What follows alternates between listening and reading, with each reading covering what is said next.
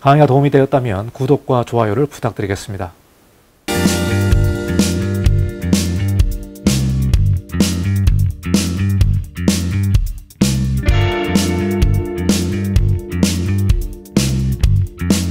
네, 안녕하십니까. 이건영 건축사입니다. 이건영의 건축주 수업 세 번째 시간을 가져보도록 하겠습니다. 제가 좀 이름을 알기 쉬운 이건영 건축 수업으로 좀 살짝 바꿨는데요. 제가 좀 강의 준비를 하다 보니까 건축주뿐만이 아니라 실무를 하시는 분들도 좀 이 강의를 들으면 좋을 것 같아서 이름을 좀 바꿨습니다. 제가 지난 8년 동안 대학에서 건축법에서를 강의를 했는데요. 15주 동안 여러 가지 법령을 좀 강의하다 보면 상당히 좀 시간이 부족합니다. 자, 그래서 건축법부터 주차법, 장애인법, 국토계획법 여러 가지 법령이 나오는데 15주 안에 이러한 방대한 법령을 강의하기가 상당히 좀 어렵거든요.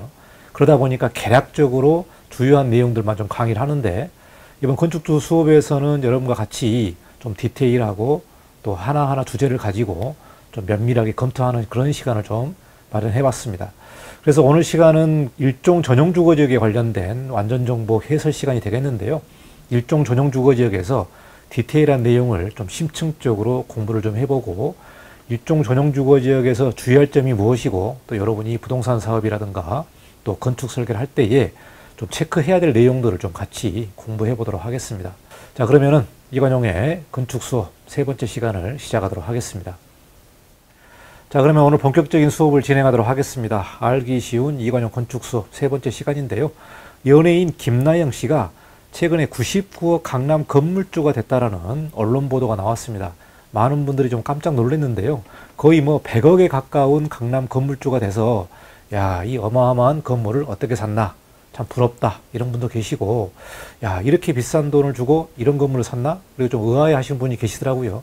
자, 그런데 우리가 여기서 김나영 씨의 투자에 관련된 내용들을 좀 보는 게 아니고 일종 전용 주거지역에 관련된 내용들을 좀 살펴보는 시간을 마련했습니다. 그래서 김나영 씨가 건물을 산 땅이 일종 전용 주거지역인데요. 여기에 관련된 완전 정보 해설을 좀 해보도록 하겠습니다. 자, 그러면 언론에 나온 내용을 살펴보도록 하겠습니다. 연예인 김나영 씨가 99억 강남 건물주가 됐다. 이렇게 나오고 있는데요. 김나영 씨가 지난 7월 개인 명의로 역삼동에 있는 건물을 99억 원에 매입을 했고요. 7월 달에 잔금을 치렀다고 합니다. 그리고 이 건물은 대지 면적이 181제곱미터, 그러니까 대지 면적이 대략 한 54.75평이 됩니다. 54.75평. 평당으로 계산을 해보면 거의 한 1억 7, 8천 되는 그런 금액이기 때문에 야, 이렇게 굉장히 비싸다. 이렇게 좀 보는 분도 계시더라고요. 건물 면적은 212.3제곱미터, 지하 1층, 지상 2층. 지금 보고 계시는 이 건물이 바로 김나영 씨가 매입한 건물이 되겠습니다. 언론을 보시면 이렇게 지하 1층과 지상 2층까지 전체 건물을 카페로 운영되고 있다. 이렇게 소개를 하고 있고요.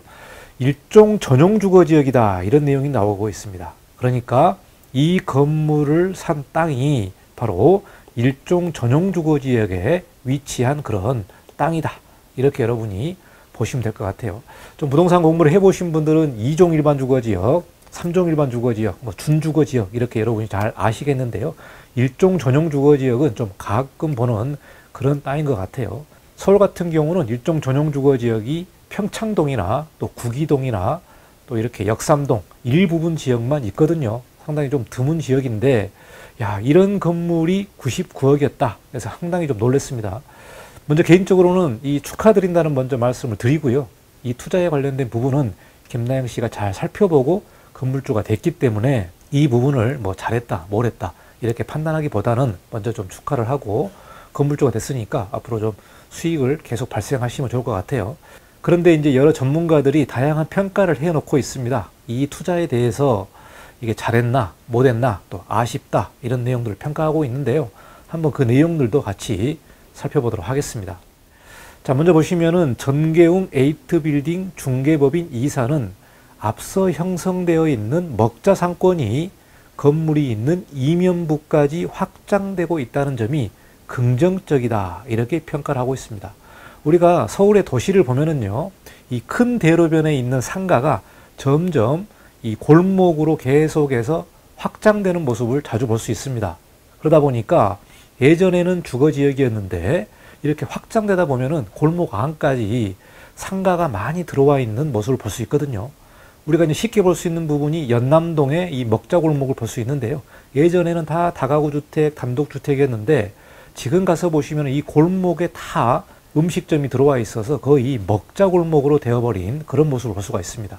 이런 경우에는 주택으로 살 수가 없어요. 결국은 주택을 뭐 다시 짓든지 상가로 짓든지 아니면 팔고 나가든지 그렇게 될 수밖에 없는데, 여기 땅 같은 경우도 이 대지의 앞쪽에 이 상가가 형성되어 있고요. 그 상가가 골목 안쪽으로 상당히 확장되고 있다는 점이 상당히 좀 긍정적이다, 이렇게 평가를 하고 있습니다. 이 지역은 제가 2013년에 설계를 한 그 동네에 가장 가까운 지역에 있기 때문에 제가 이 골목도 잘 알거든요. 그래서 이 부분도 제가 영상에서 소개해 보도록 하겠습니다. 자, 이렇게 먼저 긍정적인 평가를 하고요. 좀 아쉬운 부분은 다만 주변 시세 대비 높은 금액으로 매입을 했다, 이렇게 말하고 있고요. 일종 전용 주거지역으로 허물고 신축하더라도 연면적 증대에 한계가 있는 점은 아쉽다, 이렇게 평가를 하고 있습니다. 여러분 좀 부동산 공부를 해보신 분들은 아마 이 내용을 아실 것 같아요. 그런데 이제 처음 보시는 분들은 이 내용이 무슨 내용이냐, 뭐 신축을 하더라도 연면적 증대가 한계가 있다, 이 말이 어떤 내용인지 좀 궁금해 하실 것 같은데요. 이 부분을 가지고 제가 여러분에게 완전 정복 해설을 하는 내용이 되겠습니다. 자, 먼저 주변 시세 대비 높은 금액으로 매입했다. 최근에 저희 건축주분들도 논현동이나 역삼동이나 이런 강남의 땅들을 매입하고 계시는데요. 2종 일반 주거지역 같은 경우가 대략 한 9천만 원에서 1억 정도를 호가를 하고 있더라고요. 그런데 여기는 이제 1종 전용 주거지역인데 1억 7, 8천을 줬기 때문에 주변 시세보다 굉장히 높은 금액으로 매입했다라고 평가를 하고 있는 거죠. 그런데 분명히 이유는 있을 것 같아요. 이제 주거지역에서 안쪽에 있는 골목과 여기 같은 경우는 대로변 상가와 매우 가까이 있기 때문에 일종 전용 주거지역이지만 상권이 상당히 활발한 지역이거든요. 그렇기 때문에 이 매입 금액이 상당히 좀 높지 않았나, 그렇게 예상을 합니다. 자, 그리고 일종 전용 주거지역이다. 여기서 또 나오죠. 일종 전용 주거지역으로 허물고 신축하더라도 연면적 증대에 한계가 있다. 그러니까 이 건물을 허물고 다시 신축을 할 때 면적이 있지 않습니까? 법적으로 최대한으로 지을 수 있는 면적이 있는데 지금 가지고 있는 면적보다 더 크게 지어야 되는데 지금 건축물보다 면적이 더 증가할 그런 부분은 없을 것 같다, 이 내용이거든요. 만약에 지하를 더 파게 된다면 더 연면적이 증대할 수 있지만 이런 부분들이 좀 아쉽다, 이렇게 평가를 하고 있습니다. 자, 그러면 좀 땅을 한번 보도록 하겠습니다. 제가 인터넷에서 김나영 씨의 역삼동 빌딩의 위치를 좀 살펴보니까 얼추 지역이 나오더라고요. 지역이 나오는데 제가 특정 지어서 위치는 설명드리지 않겠습니다. 여기서 지역을 보시면은 강남대로 인근에 있는 지역입니다. 아주 매우 가까운 지역인데요. 먼저 신논현역이 있죠. 신논현역과 이쪽에 강남역 쪽으로 이 부분이 바로 강남대로입니다. 강남대로. 상당히 비싼 땅이 있는 그런 지역이 되겠죠. 여기서 보시면은 CGV 건물이 있고요. 자, 여기서 역삼동으로 들어가는 골목들이 있습니다. 여기서 보시면은 이렇게 분홍색으로 칠해져 있는 이 지역이 매우 상권이 활발한 지역이 되겠습니다. 말 그대로 먹자골목입니다. 먹자골목. 강남대로 뒷변에 있는 먹자골목이 있는데요. 여기서 보시면은 추정 매입한 건물 위치 지역이 이렇게 나와 있는데 거의 강남대로변에서 5분도 안 되는 그런 위치에 건물을 아마 산 것 같습니다. 건물을 샀고요. 제가 이 지역을 왜 잘 아냐면 여기 별표로 된 지역 있죠. 이 골목으로 대략 한 10분 정도를 올라가게 되면은 여기 보고 계시는 이 건물, 역삼동의 렉탱글 618이라는 이 건물을 제가 설계를 했습니다. 이 건물을 설계를 했고요. 2013년도에 준공한 건물이기 때문에 이 지역은 상권이 매우 활발한 지역입니다. 매우 활발한 지역이고요. 상당히 좀 먹자골목도 많고 유흥가고 또 많은 분들이 방문하는 곳이기 때문에 여기에 건물을 산 것으로 추정을 하고 있습니다. 자, 그런데 여기서 보시면은 우리가 디테일한 용도 지역을 보지 않으면 이 건물이 거의 상업지역에 있는 것처럼 매우 좋은 땅으로 우리가 인식을 할 수 있습니다. 그러니까 현장을 가보시면은 상권이 아주 활발한 지역이거든요. 자, 그런데 현장과 다르게 건축법적으로 또 도시계획적으로 우리가 법을 한번 따져본다면 현장과 다른 부분이 나올 수 있기 때문에 오늘 이렇게 제가 일종 전용 주거지역에 대해서 강의를 하는 부분이 되겠습니다. 그러니까 상당히 의아스럽죠. 대로변에서 아주 가까운 지역인데 이 부분이 일종 전용 주거지역이다? 좀 내용이 좀 상당히 다르다. 이런 내용을 좀 우리가 판단할 수 있겠습니다. 자, 언론에 다른 내용도 있는데요. 99억짜리 강남 건물주 된 김나영의 안타깝다. 이런 반응이 쏟아져 나왔습니다. 안타깝다. 뭐 이렇게 전문가들이 여러 가지 평가를 하고 있는데 어떤 내용이 안타까운지 좀 살펴보도록 하겠습니다.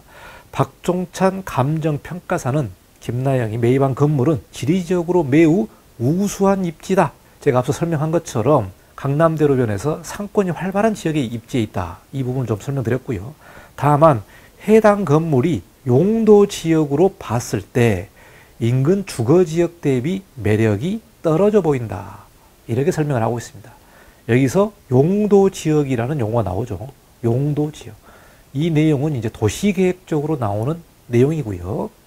다른 주거지역 대비 매력이 떨어져 보인다. 그러니까 이 내용은 뭐냐면 일종 전용 주거지역이 아니라 이종 일반 주거지역, 일종 일반 주거지역, 이게 바로 인근 주거지역입니다. 인근 주거지역 대비 매력이 떨어져 보인다. 매력이 떨어져 보인다는 말은 면적이라든가 법적인 내용에 체크를 해보니까 좀 약하다. 이런 내용을 우리가 볼 수 있겠습니다. 자, 건물의 지상 2층이 일종 전용 주거지역으로 설정되어 있어서 연면적 증대 제한이 있다는 점이 단점으로 지적된다. 앞서 설명한 것처럼 연면적 증가가 어렵다. 서울시 건축조례에 따르면 일종 전용 주거지역의 건축물은 2층 이하만 가능하며 이렇게 나와 있죠. 2층 이하만 가능하다. 그러니까 신축을 할 경우에 2층까지밖에 지을 수 없다. 이렇게 나와 있고요.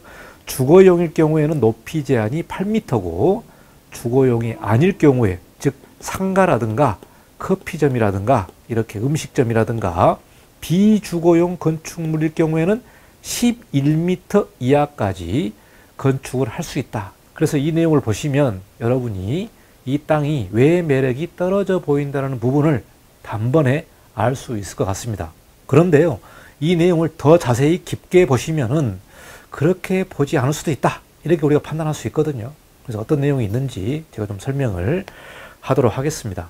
자, 여기까지가 김나영 씨가 99억에 매입을 한 강남 건물주에 관련된 내용과 대략적인 위치를 제가 설명드렸는데, 자, 그러면은 여러분이 용도 지역과 일종 전용 주거 지역과 이런 내용이 도대체 무슨 내용이냐, 이런 내용들을 제가 좀 쉽게 그 배경과 법적인 내용들을 설명해 보도록 하겠습니다. 앞서 우리가 용도 지역에 관련된 내용들을 좀 살펴봤고 일종 전용 주거 지역에 관련된 내용들을 좀 언론에서 봤는데요. 이 내용이 어디에서 나오게 되는지 그 배경을 좀 살펴보도록 하겠습니다.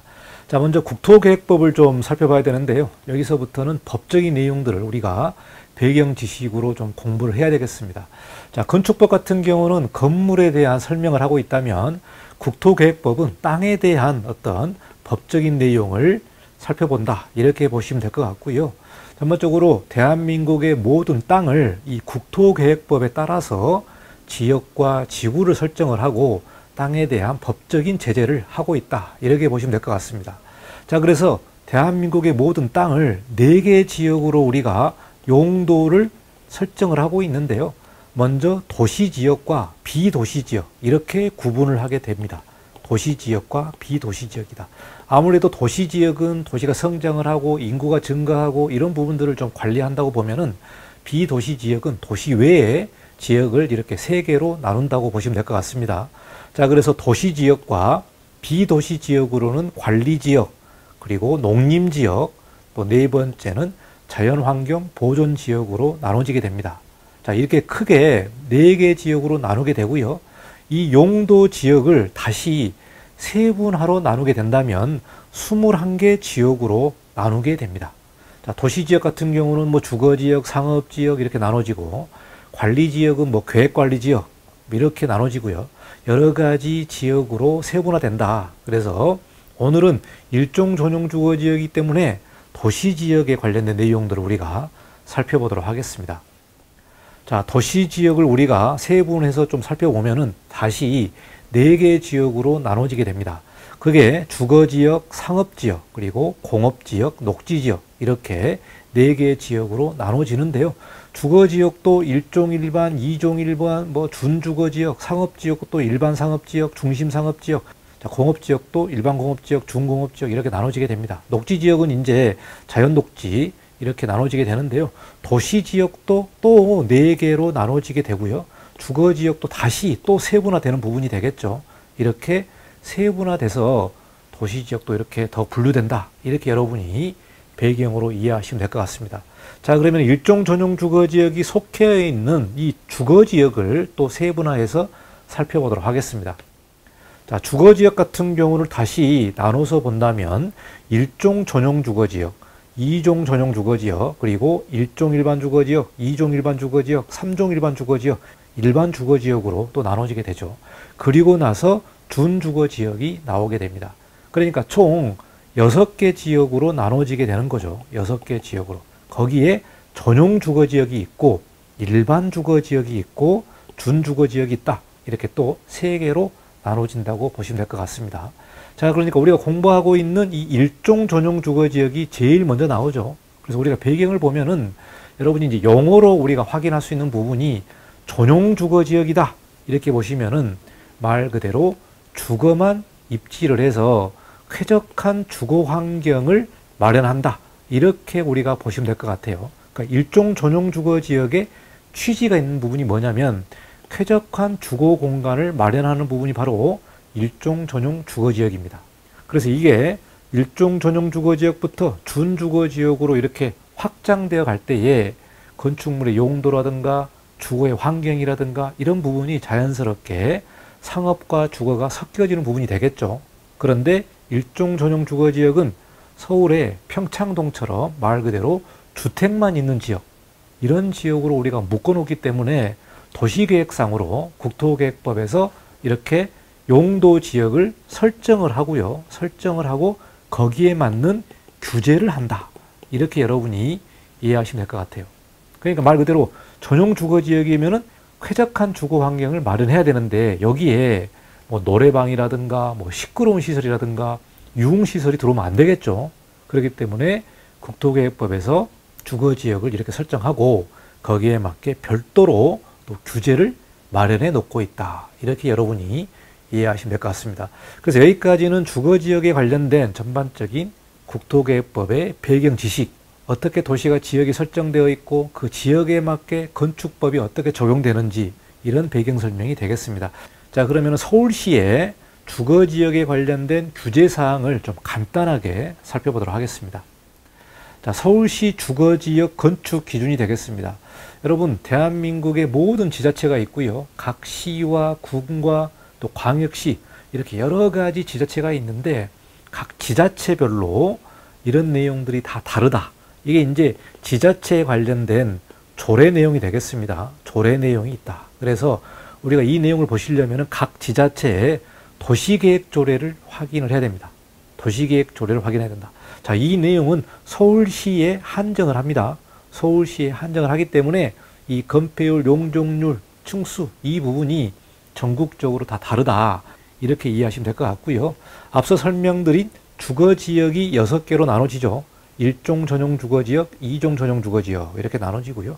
그리고 일반 주거지역은 1종, 2종, 3종 이렇게 또 세분화가 되겠습니다. 그리고 준주거지역이 나오게 되죠. 자, 1종 전용 주거지역은 건폐율이 50%입니다. 50%, 용적률은 100%.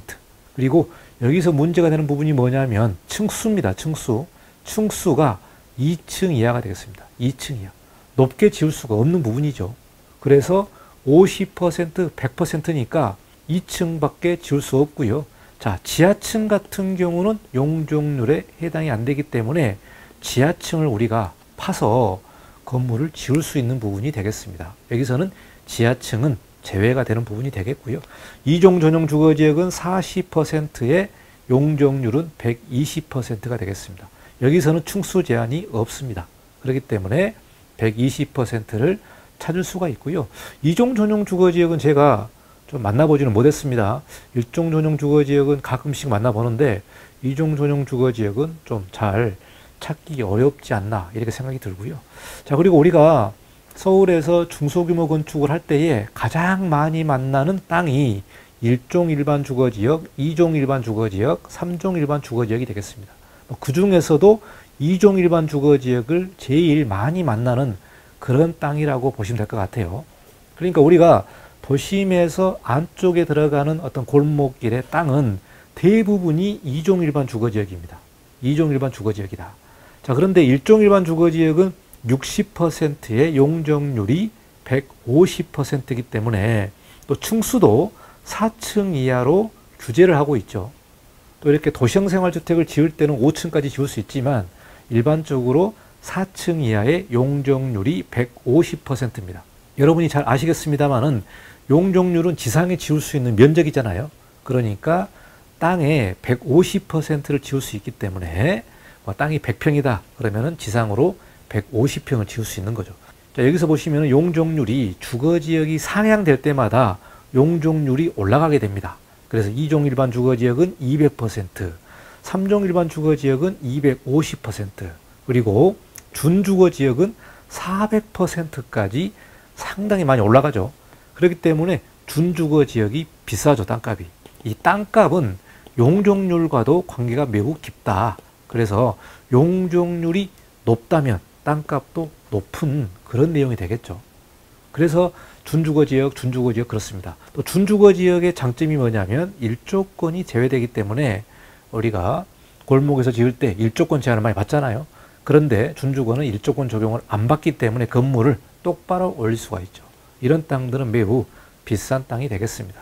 자, 그래서 여기서 보시면은 서울시의 주거지역의 건축 기준이 건폐율, 용적률, 또 층수 이렇게 구분을 하고 있기 때문에 일종 전용 주거지역을 보면 당연히 다른 주거지역에 비해서 매력이 떨어지는 거죠. 왜? 건폐율도 좀 낮지만 중요한 것은 뭐냐면 용적률이죠. 용적률. 내 땅에서 지상으로 지을 수 있는 면적의 한계가 있기 때문에 다른 주거지역보다 면적에 매력이 없다.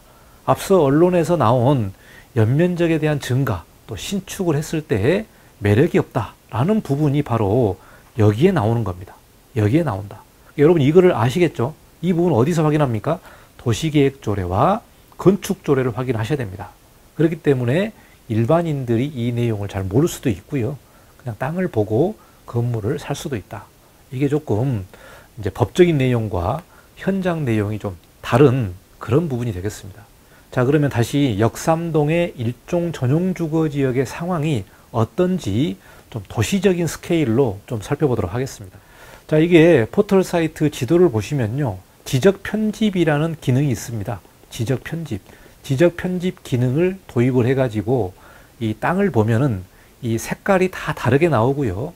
또 골목이라든가 또 땅의 형상이라든가 이런 내용들이 자세히 나오죠.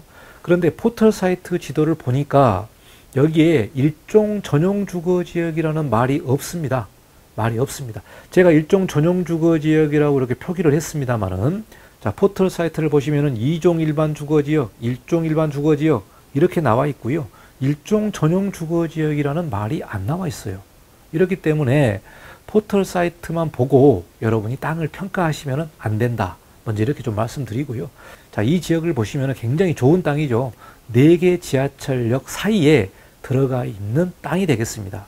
자, 서울에서 가장 핫한 지역인 강남역과 또 역삼역 그리고 9호선의 언주역과 신논현역 이렇게 4개 지하철역이 도시의 블럭을 감싸고 있는 그런 땅이 되겠습니다. 자, 그런데 여기 땅을 보시면 색깔이 아주 연한 그린 컬러가 있죠. 자, 이 땅이 그린 컬러로 보이고 있는 모습이 되겠습니다. 자, 여기서 보시면은 이 땅이 그린 컬러로 잘 보이잖아요. 이 땅이 바로 일종 전용 주거지역이 되겠습니다. 일종 전용 주거지역이다. 제가 영상 전반부에서 소개한 김나영 씨가 매입한 땅이 바로 이 일종 전용 주거지역 안에 있는 땅인데요. 여기서 보시면은 신논현역과 강남역, 바로 이 지역이 강남대로변이죠. 강남대로변에서 아주 가깝게 있는 모습이 되겠습니다. 그러니까 상당히 좀 의아스럽죠. 전용 주거지역은 주거의 환경이 아주 쾌적해야 되는데 상업지역과 매우 가깝다는 부분이 되겠습니다. 그래서 언론 뉴스를 보면은 여기에 상업지역이 매우 발달되어 있기 때문에 그 상가가 이 골목길을 통해서 이 전용 주거지역으로 확장을 하고 있는 모습을 볼 수 있다. 이렇게 말을 하고 있습니다. 그렇기 때문에 상당히 좀 의아스럽고요. 여기서 보시면은 이렇게 핑크색으로 칠해져 있는 부분이 상업지역입니다. 상업지역. 상업지역은 용적률이 800%까지 지을 수 있기 때문에 굉장히 고층 건물이 많은 땅이죠. 그렇기 때문에 이 전철역 주변에 이 땅들이 바로 상당히 땅값이 높은 상업지역 건물인데요. 여기서 우리가 도시적인 스케일로 보면은 4개의 지하철역이 있고 그 사이에 마치 섬처럼 일종 전용 주거지역이 위치해 있습니다. 여러분 역삼동 한번 가보시면은 이게 약간 언덕으로 올라가거든요. 언덕으로 올라가면서 단독주택들이 많이 있는 땅이고요. 특히 이제 고급 단독주택들이 많이 있는 그런 지역이죠. 그러니까 이런 지역에서는 민원들도 상당히 많죠. 이 일종 전용 주거지역을 풀어달라. 2종이라든가 일종 일반 주거지역으로 풀어달라. 이렇게 민원이 많은데 이 땅의 지역을 상향시키는 게 상당히 어렵습니다. 쉬운 일이 아니고요. 상당히 좀 어렵습니다. 그렇기 때문에 이 지역을 보시면은 상업지역하고는 상당히 가깝고 또 2종 일반 주거지역으로 다 둘러싸여 있기 때문에 아무래도 이 지역은 앞으로 좀 변화가 있을 것으로 예상을 합니다. 언제까지 이렇게 상업이 계속해서 골목 안쪽으로 들어오는 것을 방치를 할 수 없거든요. 그러니까 도시적인 스케일로 보면은 분명히 이 지역은 나중에 종상향이 될 것으로 예상을 합니다만은 언제 상향이 될 것이냐 이게 이제 문제가 되는 거죠. 그래서 이 내용들도 제가 강의에서 좀 설명하도록 하겠습니다. 자, 이 부분이 바로 포털 사이트에서 보고 있는 지도의 모습이 되겠고요. 지적 편집으로 우리가 봤을 때 전용 주거 지역이 별도로 색깔이 칠해져 있기 때문에 여러분이 포털 사이트를 보고 판단하시면 안 되고요. 법적인 내용들을 좀 살펴봐야 되는 부분이 되겠습니다. 자, 그래서 제가 토지 이용 계획 확인원을 제가 한번 좀 살펴봤는데요. 그 내용을 좀 여러분에게 소개해 보도록 하겠습니다. 자, 이게 바로 토지 이용 계획 확인원입니다. 토지 이용 계획 확인원은 상당히 좀 복잡하죠. 그래서 국토교통부에서 제공하고 있는 토지 이용 주제에 관련된 내용이 나오기 때문에 여러분이 이 내용을 좀 먼저 살펴봐야 되는 부분이죠. 그러니까 포털 사이트의 지적 편집을 믿지 마시고 국토부에서 제공하고 있는 토지 이용 계획 확인원을 우리가 확인을 해야 되는 부분이 법적으로 체크를 해야 되는 내용이 되겠습니다. 자, 여기서 제가 역삼동에 설계한 그 지번을 제가 확인해 봤더니요. 이렇게 나옵니다. 좀 스케일을 좀 키워서 도시적인 스케일로 봤더니 여기서 보시면은 핑크로 칠해준 부분이 바로 일반 상업지역입니다. 일반 상업지역. 그리고 이제 그린 컬러가 그 농도가 조금 다른데요. 여기서 보시면은 연하게 칠해져 있는 컬러가 나오죠. 바로 이 지역이 바로 일종 전용 주거 지역인 것 같습니다. 색깔이 연하죠. 색깔이 연하고요. 이게 바로 일종 전용 주거 지역의 모습을 보고 있는 것 같아요. 일종 전용 주거 지역이다. 바로 이 부분이 일종 전용 주거 지역으로 해석이 되고 있습니다. 일종 전용 주거 지역이다. 자, 그러니까 강남대로변에서 아주 가깝잖아요. 아주 가깝습니다. 그런데 의아스럽게 일종 전용 주거 지역이다. 자, 그런데 토지 이용 계획 확인을 보니까요. 여기에서 아주 흥미로운 부분이 나왔는데 국토계획 및 이용에 관한 법률에 관련된 지역 지구에 관련된 부분을 보시면 도시지역 그리고 일종 전용 주거 지역으로 나와 있는데 그 중간에 일종 일반 주거 지역 안으로 표현이 되었습니다. 일종 일반 주거 지역 안. 그러니까 입안을 누가 했다. 이렇게 우리가 볼 수가 있겠죠. 그런데 이게 언제 바뀔지 아무도 모른다는 부분이 되겠습니다. 그래서 아마 김나영 씨가 이 땅을 살 때도 일종 일반 주거 지역으로 바뀔 것 같다. 이거를 예상을 하고 살 수도 있겠죠. 그래서 우리가 이런 땅을 볼 때에 가끔씩 이렇게 안으로 표현되어 있는 그런 땅들이 있습니다. 그래서 이게 언젠가는 일종 일반 주거 지역으로 바뀔 것이다 라고 기대와 예상을 하고 이 땅을 좀 사기라는 것은 약간 좀 리스크가 있죠. 이 시기를 아무도 모른다는 부분이 굉장히 좀 리스크가 있는 땅인데, 그래도 언젠가는 뭐 10년이 될지 20년이 될지 언젠가는 바뀌지 않겠냐, 이런 가정하에 땅을 이렇게 매매하시는 분들이 있는 것으로 예상이 됩니다. 자, 여기까지가 토지 이용계획 확인원과 포털 사이트에서 일종 전용주거지역, 특히 강남역 사거리 인근에 있는 역삼동의 일종 전용주거지역의 그 내용을 좀 살펴봤습니다. 자, 그러면 본격적으로 일종 전용주거지역에서 건축 가능한 용도는 어디서 확인할 수 있는지, 이거를 우리가 한번 좀 구체적으로 살펴보도록 하겠습니다. 자, 그러니까 땅이 있다면 이것은 국토계획법에서 규제를 하고요. 그리고 또 용도 같은 경우도 국토계획법에서 규제를 합니다. 이게 이제 도시계획에 관련된 내용이기 때문에 건축물이 가능하다, 불가능하다, 이런 부분들은 도시계획 조례에서 정하고 있죠. 그래서 엄밀히 따져보면은 서울시 역삼동에 있는 일종 전용주거지역에서 건축 가능한 용도를 어디서 확인하냐? 국토계획법 시행령 별표 2 그리고 서울시 도시계획 조례를 우리가 확인을 해야 되겠습니다. 이 두 개를 확인해야 됩니다. 자, 국토계획법 시행령 별표 2가 일종 전용주거지역에서 건축할 수 있는 용도가 나와 있는 부분이 국토계획법 시행령 별표 2가 되겠습니다. 별표 2가 되겠고요. 그리고 나서 서울시 도시계획 조례에서 일종 전용주거지역에서 가능한 용도를 다시 한번 확인을 해야 되는 내용이 되겠습니다. 이렇기 때문에 일반 분이 일종 전용주거지역에서 건축 가능한 용도를 확인할 수 있는 부분이 한계가 있는 거죠. 한계가 있다. 우리가 이렇게 법을 좀 살펴볼 때요, 디테일하게 살펴보면 굉장히 의아스러운 그런 법이 나오게 됩니다. 이게 무슨 내용이냐면, 우리가 일반적으로 생각하고 있는 건축물의 용도를 이 땅에 신축하거나 또 영업허가를 내거나 이렇게 가능하겠다, 우리가 예상을 하지만 법을 따져보면은 불가능한 경우들이 있습니다. 불가능한 경우가 있다. 그게 바로 일종 전용주거지역의 리스크가 되고요. 일종 전용주거지역에서의 매우 주의해야 될 점이 바로 이 내용이 되겠습니다. 자, 그러면 어떤 내용이 있는지 좀 살펴보도록 하겠습니다. 굉장히 구체적으로 건축 가능한 용도, 또 불가능한 용도가 무엇인지 이 내용을 좀 살펴보도록 하겠습니다. 우리가 이렇게 법을 좀 살펴볼 때요, 디테일하게 살펴보면 굉장히 의아스러운 그런 법이 나오게 됩니다.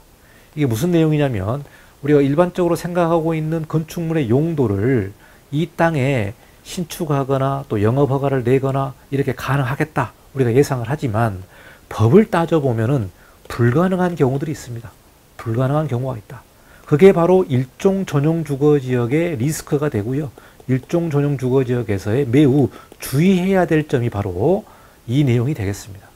자, 그러면 어떤 내용이 있는지 좀 살펴보도록 하겠습니다. 굉장히 구체적으로 건축 가능한 용도, 또 불가능한 용도가 무엇인지 이 내용을 좀 살펴보도록 하겠습니다. 자, 서울시 도시계획조례 25조를 보시면 바로 여기에 일종 전용주거지역 안에서 건축할 수 있는 건축물의 리스트가 나옵니다. 여기에 9개의 리스트가 나오죠. 여기서 보시면 이 내용을 제가 다 설명할 수는 없지만, 일종 전용주거지역 안에서는 영별표 2 1호의 강목, 이게 바로 국토계획법 시행령 별표 2 제1호에 나와 있는 강목의 건축물과, 그리고 국토계획법 시행령 별표 2 2호에 따라서 다음 호, 즉 1호부터 9호까지의 건축물을 건축할 수 있다, 이렇게 나와 있습니다. 여기서 보시면 뭐 다가구 주택, 다세대 주택으로서의 19세대 이하인 경우, 또 이렇게 다양한 용도들이 나와 있는데, 여기서 보시면 뭐 종교시설 여러 가지 내용들이 나옵니다. 뭐 이 디테일한 내용들까지는 제가 좀 설명드리기는 좀 그렇고, 여러분이 이 내용을 공부하시려면 서울시 도시계획조례를 다운받으셔서 25조를 확인을 해 보십시오. 확인을 해 보시면은 건축할 수 있는 용도가 나오게 됩니다. 자, 그래서 이 내용을 좀 먼저 도시계획조례에서 확인하시고요. 자, 그리고 언론에서 말하는 2층 이하, 뭐 8m 이하, 비주거 같은 경우는 11m 이하, 이거는 어디서 확인합니까? 이것은 어디서 확인합니까? 자, 이 내용은 도시계획조례에 나오지 않고요. 서울시 건축 조례에 나옵니다. 서울시 건축 조례에 나온다. 그러니까 도시계획 조례를 아무리 뒤져봐도 그 내용이 나오질 않아요. 자, 그래서 건축 조례를 좀 보도록 하겠습니다. 자, 서울특별시 건축조례 33조를 보시면 가로구역별 건축물 높이 제한이 나옵니다. 여기서 보시면요, 일종 전용 주거지역 안에서의 주거용 건축물의 층수는 2층 이하로서 높이 8m 이하로 하며, 주거용 건축물, 말 그대로 다가구 주택이라든가 단독주택을 지을 때 높이를 8m 이하, 그리고 층수는 2층 이하로 규정을 하고 있습니다. 자, 그리고요, 주거용 이외의 용도로 쓰이는 건축물, 말 그대로 비주거용 건축물이고요. 주거랑 다른 용도가 복합된 건축물을 제외하기 때문에 순수한 근생 건물, 상가 건물을 지을 때는 이런 경우에는 층수는 2층 이하고요. 높이는 11m 이하로 해야 됩니다. 11m 이하로 해야 된다. 서울특별시 건축조례에 일종 전용 주거지역에 관련된 규제가 나오게 되는 거죠. 규제가 나오기 때문에 여러분이 건축법이라든가 국토계획법을 아무리 찾아도 그 내용이 안 나옵니다. 서울특별시 건축조례에 나온다는 부분을 여러분이 확인하시고, 이 내용도 여러분이 서울시 건축조례 파일을 다운받아서 직접 확인을 하시기 바라겠습니다. 2019년 7월 18일이 최종적으로 개정된 내용인데요. 자, 이게 바로 일종 전용 주거지역에서의 층수 제한과 높이 제한에 관련된 내용이 되겠습니다. 이 내용을 알아야만 얼마나 지을 수 있는지, 이 땅의 가치가 있는지, 면적의 가치가 있는지, 이거를 우리가 알 수 있거든요.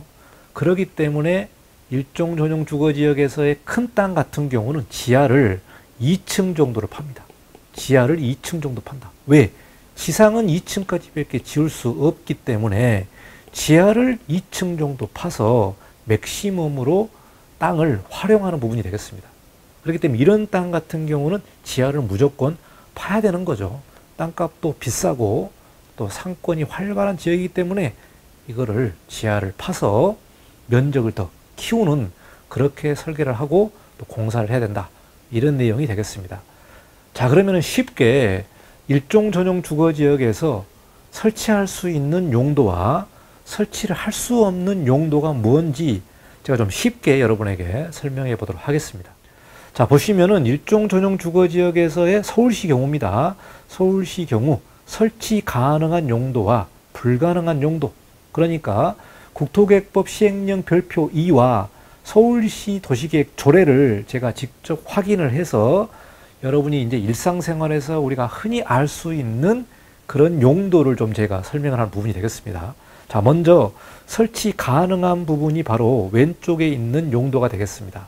단독주택, 다가구 주택도 가능합니다. 그리고 다세대 주택은 19세대까지만 가능하고요. 심의를 받아야 됩니다. 심의를 받아야 된다. 그래서 심의를 통과해야만 다세대 주택 19세대까지 지을 수가 있습니다. 자, 그리고 일종 근린생활시설에서 휴게음식점, 제과점은 300제곱미터 미만으로 지을 수 있고요. 미용실, 목욕장, 세탁소, 의원, 치과의원, 한의원도 다 포함입니다. 그리고 산후조리원, 탁구장, 체육도장은 500제곱미터 미만입니다. 그러니까 여러분이 이 용도를 보시면은 우리가 주거 생활을 할 때에 좀 필수적으로 필요한 그런 용도들이 들어가 있습니다. 그러니까 이제 근린생활시설에서의 커피점이라든가 뭐 빵집이라든가 또 미장원이나 또 이용원이나 또 목욕장, 세탁소, 주거 환경에 필수적으로 필요한 시설들이 설치가 가능하다. 이렇게 여러분이 확인을 하시고요. 자, 불가능한 용도. 이 불가능한 용도가 매우 중요하겠죠. 불가능한 용도가 매우 중요합니다. 내가 이 용도로 신축을 하려고 했는데 불가능하네? 왜 불가능하지? 서울시 도시계획조례를 확인을 하면서 체크를 해야 되는 내용이 되겠습니다. 자, 불가능한 용도를 보시면은 도시형 생활주택, 그리고 연립주택, 이 부분은 불가능합니다. 자, 공동주택은 다세대 주택 19세대만 가능합니다. 자, 그러니까 나머지 공동주택은 불가능한 거죠. 자, 그리고요, 이종 근린생활시설 전부, 이거는 다 용도가 불어되는 내용이 되겠습니다. 앞으로 우리가 건축 수업에서 근린생활시설을 우리가 또 강의를 제가 할 예정이 있습니다. 근린생활시설이 상당히 많거든요. 이 부분도 제가 별도로 시간을 내서 강의를 하겠는데요. 근린생활시설은 1종 근린생활시설과 2종 근린생활시설이 나눠지게 됩니다. 그래서 우리가 통상 1종 근생, 2종 근생 이렇게 나눠지는데요. 1종 근생은 생활의 필수적인 내용, 그리고 2종 근생은 조금 더 확장된 내용으로 좀 살펴보시면 될 것 같고요. 2종 근린생활시설에 일반 음식점이 들어가 있죠. 일반 음식점은 이 술을 팔 수 있는 겁니다. 알코올을 팔 수 있는 거. 술을 먹을 수 있는 식당. 그러나 1종 근린생활시설에는 일반 음식점이 없습니다. 그렇기 때문에 술을 팔 수 없는 거죠. 그렇기 때문에 1종 전용 주거지역에서 일반 음식점은 설치할 수가 없습니다. 설치할 수가 없다. 자, 그리고 의아스러운 용도가 나오는데요. 바로 사무소입니다. 사무소. 1종 근린생활시설에서의 사무소가 아주 작은 사무소는 1종 근린생활시설에 포함이 되거든요. 뭐 조그마한 부동산이라든가 아주 작은 사무소 같은 건 해당이 되는데, 자, 여기서 문제가 되는 부분이 뭐냐면 면적에 상관없이 사무소 용도는 불허하다. 사무소 용도는 불허하다. 이거를 여러분이 좀 잘 판단하시면 좋을 것 같습니다.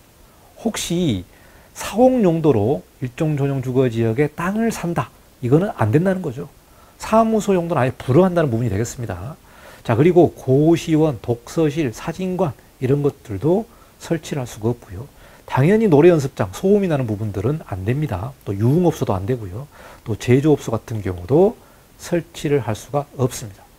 그래서 1종 전용 주거지역에서 불허하는 용도, 즉 불가능한 용도가 바로 일반 음식점 그리고 사무소, 이 용도가 민감한 용도이기 때문에 여러분이 혹시 1종 전용 주거지역에 신축하거나 또 땅을 매입하실 분들은 설치 가능한 용도를 먼저 확인을 해야 되는데 서울시 도시계획조례를 확인을 해야 되겠습니다.